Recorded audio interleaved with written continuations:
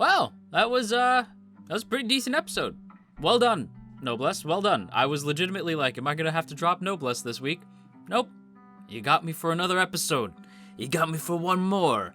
And maybe the rest of listen, if it's as funny / as entertaining as this one was, I'll be here. With that said, hello everybody. Welcome back to our weekly Noblesse discussion video. Today we're going to be talking all about episode 3, Knight's Footsteps and Fallout. But before we get into it, quick reminder if you haven't done so yet, to hit that dang subscribe button, ring that bell, set notifications to all, let the bell ring out, let all of AniTube know that you're here. Alright, so with that said, we're going to go ahead and dig into this week's episode, and there's 3 things in particular that I want to talk about. I want to talk about the fact that I'm legitimately kind of warming up to the show after this episode. Y'all know I had some mixed feelings on Noblesse. I still do. I don't think it's like amazing all of a sudden, but I'm still sort of mixed on it, but I'm leaning more towards liking it now. So I want to talk about that. I want to talk about Bicon Manabu, sort of, and I want to talk about the Frankenstein household. But let's start by the whole warming up thing. With my expectations tempered a bit, I'm feeling a little bit more optimistic on how I will be viewing the show. Initially, I was sort of like, I don't really know what I was expecting initially. Like, just the way that people were hyping up Noblesse as like the third pillar of webtoons, it sort of had intrigued me, right? Because you had stuff like God of High School, which, sure, the story in God of High School's anime adaptation was kind of a mess, but animation-wise, it was stunning, right? Like, God of High School, no matter what you say, looks visually crazy. Like, it's super, super cool looking. And then you have Tower of God, which I know some webtoon fans didn't really enjoy, but me personally, I loved Tower of God. I loved the opening. I loved the ending. I loved the characters. I loved the plot. I loved the drama that Tower of God brought. Tower of God is easily a front runner for me for anime of the year. Like, no joke. I loved it. Was the animation stupendous? No. Like, it was definitely like a rougher job by comparison to something like God of High School, but I'm willing to give Telecom a break on that front. So because I had like no matter, like, with Tower of God, I loved it. It's again, as I said, a front runner for anime of the year for me. Then you had God of High School, which I maybe wasn't as fond of, but the animation was stupendous. So I had expected something about Noblesse to really grab me and keep me locked in, right? But with the first 2 episodes plus the OVA, there wasn't really too much that kind of held me, you know, like nothing really like grabbed my attention and held me there. Because even with the OVA, as cool as the OVA is, it was from 4 years ago and it was just one single OVA episode. So with a full series, I wasn't sure if I was going to get the cool animation that we got in the OVA, right? Even the character designs have sort of shifted a little bit over time. But the thing is, I'm starting to get it now because folks are telling me like the webtoon is actually pretty funny. And I was like, okay, I'm not a big comedy fan if it's not supplemental. And honestly, the comedy might have been the shining point of this episode because it's all character-based, right? It's still pushing characters' plots forward. Like with M21 and Regis sort of going at each other, that's still sort of fleshing out their character, and that it's really funny to see. You get M21 starting to feel like more and more like he's a part of the Frankenstein household and stuff like that. Like you get these little comedy beats. You get the stuff with Manabu that actually makes Manabu more of a friggin' character, which is interesting, instead of just, you know, Yu's friend, right? Like, he actually feels like he's part of the narrative now, and it's cool, and I liked it. Even though it was funny, it still put him into the greater narrative involving, like, the Union and stuff like that. It was neat. I really liked it. And so, I gotta say, like, the comedy, is probably the strongest part of this episode, which is kind of crazy to me, because, again, I'm not a big comedy guy. But I think, like, what keeps me is that the plot, for now, because it's very clearly about Rai, but the plot for now is kind of centering around M21, right? Like, the members of, like, the Union task force, like, Union's best task force, they track down M21, so he's their point of interest, right? Like, M21 is where a lot of the things are starting to sort of circle around, right? It's because M21 is their only lead to whatever was in the coffin. I assume the coffin is Rai's coffin. It's been a little bit. I'm assuming that's what it is. And it leads to one hell of an amazing fight. Well, I should say amazing. It's not amazing, but it was like legitimately kind of cool where we get Shark versus M21. And M21 using his like Lady Deathstrike fingernail powers, right? And he, I guess he's like the closest thing we have to a werewolf at the moment. But yeah, so he's like using them claws, and he's going up against Shark. Just the only thing missing was Lava Girl. But yeah, he goes up against Shark, and it's kind of like, it's not like the most beautiful animation of the season or anything, but it's really well choreographed, and like you can follow the action really well. You know what's going on. The only thing that I was sort of like confuzzled by was when Shark slashes at M20. Well, he actually slashes at Regis, and M21 jumps in the way, and he cuts a street pole clean in half, but M21 just gets like cuts all over the place, and I'm like, okay, that I was a little bit confused by. But regardless, like the action is really easy to follow, and I was super impressed. And I think having the series circle M21 makes a lot of sense, because if there is anybody like me who is mainly tied to the show, like really tethered because of M21, starting off by focusing on M21, like him getting kidnapped by the Union and how that connects to Regis and Sarah, that is sort of keeping me engaged. Because I honestly, it's not like I dislike Rai or anything, I just have no opinion on him. Like, he's just such a nothing character right now. Like, he will eventually become a character, as people have told me in the comments, like, don't worry, Rai grows on you. So I'm like, okay. Like, because right now, I'm like, if the story had focused on Rai, I wouldn't care about the plot, like, at all. Because Rai doesn't have a character yet. He's just kind of, you know, he's quiet, he's reserved, he's a bit of a goofball. But he's trying to understand the world. He's cute, but that's about it. Like, that's the only real opinion I have, is he's kind of cute, but that's all I got. Like, he's just trying to figure stuff out right now. Like, we even end the episode with him attempting to figure out how to use a vacuum cleaner. You know, whereas, like, M21, like, we know his pathos, we know his journey, we know what he's been through, so it makes him a lot more interesting. And I think starting by focusing the story around him is really smart. And that, plus the comedy, plus, like, the decent action scene, actually made this probably my favorite episode of the show, including the OVA, if I'm totally honest. Now, if you don't mind, I'd like to talk a little bit about my boy Manabu. Manabu, much like Rai, was a real nothing character for a bit, right? Like, Manabu didn't really have much character at all. He was Yu's friend, and that was it, right? Like, I was like, all right, Manabu is there. Like, Manabu was like the Yamcha of the group. Like, he is there. He exists. But now they actually gave him something to do. As I said, he feels like tethered to the story now, because Manabu be forming like a not really, but sort of kind of harem around himself, even though none of the people are probably interested in him like that. But that's how Yu sees it, right? Like, Yu-chan is like, oh my god, Manabu. Now, there's 3 particular ships that I have for Manabu. I have 3 ships for this dang character who I didn't even care about last week. So I was like, man, okay, so I got three different ships. We build an armada around best boy Manabu. All right, so let's go ahead and start by talking about the first ship that we are introduced to as of last week, and sort of kind of this week. Yu's the only one really bringing it up this week, if I'm honest. In fact, Manabu doesn't really even seem all that interested in Sarah this week. And I was like, what happened that changed his mind?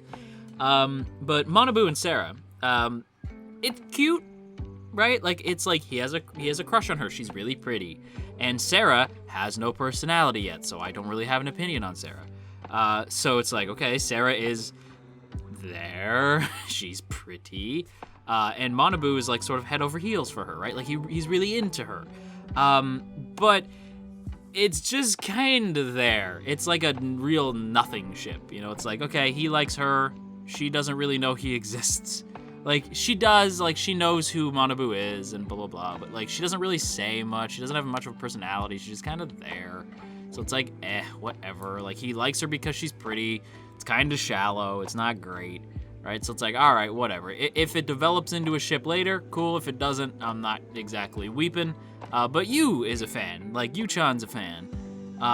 To the point where he can't help but notice that he tries to push them together, right? It's more fun for Yu as a character than it is for Manabu or Sarah, right? Like, the Manabu-Sarah ship is only really there to help Yu look like a better friend, which is, like, fine, because Yu is a good friend, and we'll get into why in a sec. But Yu is a fan of the Manabu and Sarah ship, so imagine his shock and horror when Manabu takes his desk and is like, hey, Regis, like, you don't have, like, your book yet, right? So, like, hang on, I'll push my desk next to yours, like, we'll share, right? And Yu's like, oh, that's nice. wait, what? And immediately, I'm talking like immediately, Manabu and Regis have way more chemistry than Manabu and Sarah do. Like, way more chemistry, which is fine, because Sarah has the personality of a wet plank of wood right now. She's just like nothing. Like, she's not even a plank of wood. She's like a plank of wood that is like chipping and falling apart and is like damp. It's just like she has no character right now. Whereas Regis, we actually know Regis, right? So we know how Manabu would play off of Regis, and they play off each other really well. Like, they're both short kings, you know, like, they're both short kings. They accept their height, and Regis even says, like, so what's wrong with being short? Like, I don't view myself any lesser, and neither should you. Like, it's perfectly fine. Like you're doing just fine. And, like, Regis complimenting Manabu, and I'm like, oh, yeah, because they're Noblesse, right? Like, they care about humanity. So Regis, of course, is trying to look out for Manabu. And Manabu's like, wow, that's so cool. Like, you're so insightful. Like, that's so interesting. And, like, they're both, and, like, Regis is really prideful, and that's sort of rubbing off on Manabu, and Regis is, like, you know, being nice to Manabu, and Manabu likes that. And so, like, they kind of hit it off, and I'm like, oh, shit, I kind of like this. And even Yuchan is like, wait, Manabu, do you like dudes, right? Like, he's like, oh, right? Like, it's all clicking for him. He's like, oh, shit, I was wrong. Maybe he likes Regis. Oh, damn, okay, didn't see that coming. And I don't know if Manabu is exactly, like, if he is gay or if he's bi.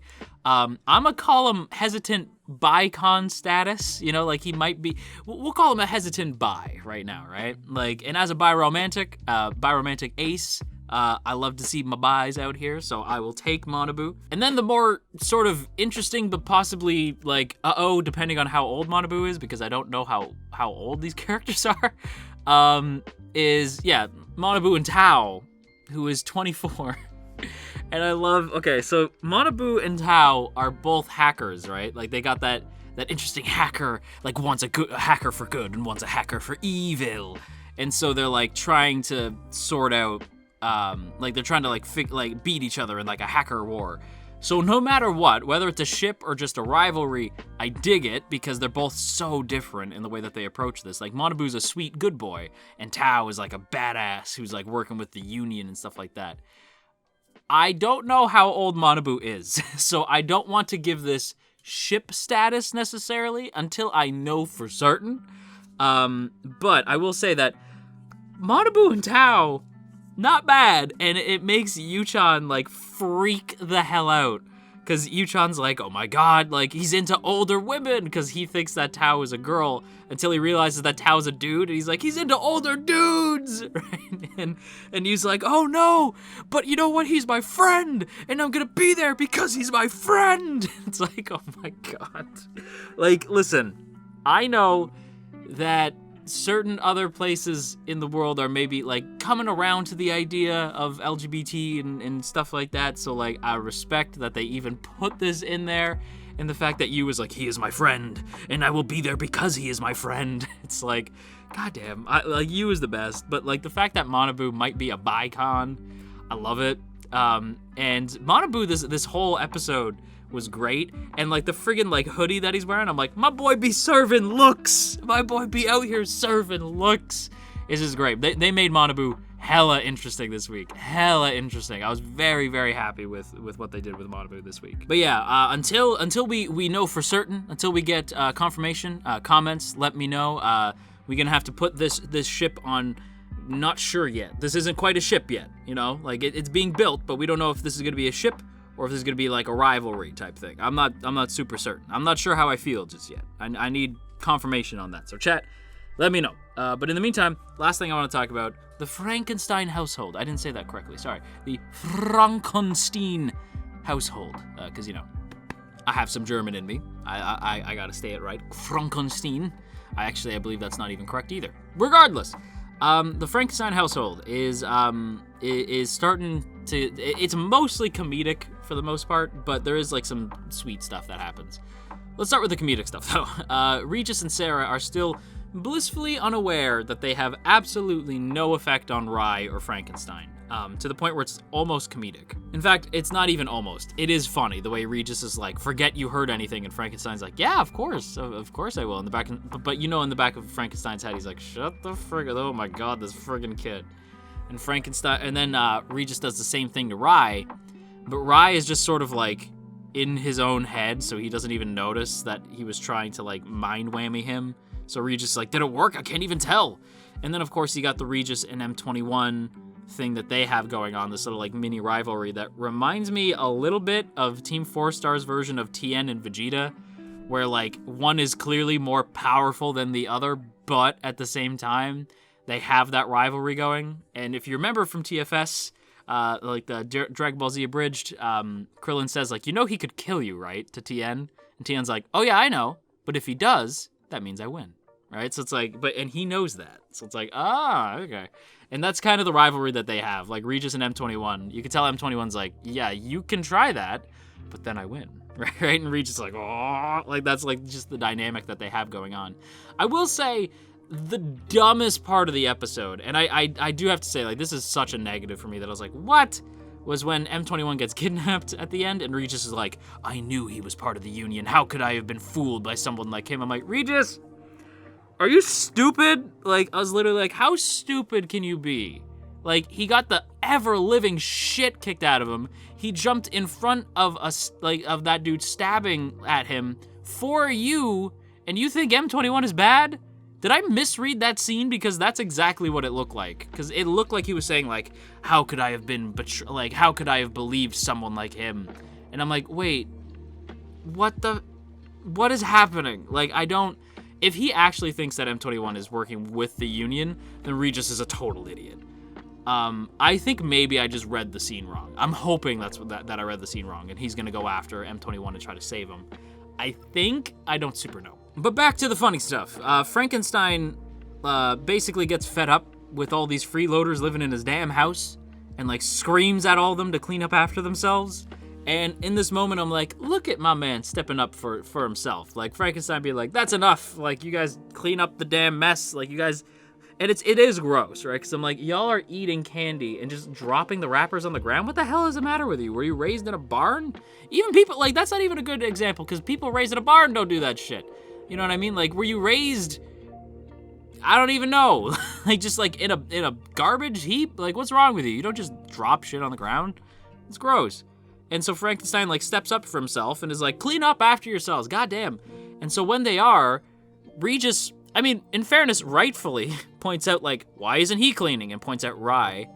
And Frankenstein's like, uh-oh. And even M21's like, oh shit. And Regis is like, that's not fair. Like, Sarah wasn't even eating and he was, and how come he's not cleaning? This is horse shit. And obviously Frankenstein's like mortified. He's like, oh, master, I'm so sorry. But Rye, to his credit, like walks over and he picks up a single wrapper and he puts it in the garbage. And then you see little Regis doing the like, like that little like, that little sound thing. Just, And Frankenstein's like mortified by this. He's like, I wish I was dead. Like, he's just like, this is just so embarrassing. I can't believe they just made Master do that. That is awful. But Frankenstein stepping up is, I think, really charming because, and I'll tell you why, listen, yet another ship, the Frankenstein M21 ship is so strong. Like, Frankenstein be like the mama hen, M21 is like Papa Hen, or Papa Rooster, I guess. And it's just, it'd be working for me, right? Because like, hey, listen, I'm gonna be late at work. Can you do the dishes tonight? Like, that's literally something Frankenstein says to M21. He's like, yeah, of course. Right? And like, listen, like the way it was said, I was like, that's a ship right there. That's a ship right there. I loved it. And the fact that M21 is starting to feel more human just by like living with them. Like when he gets a paycheck, he's shocked.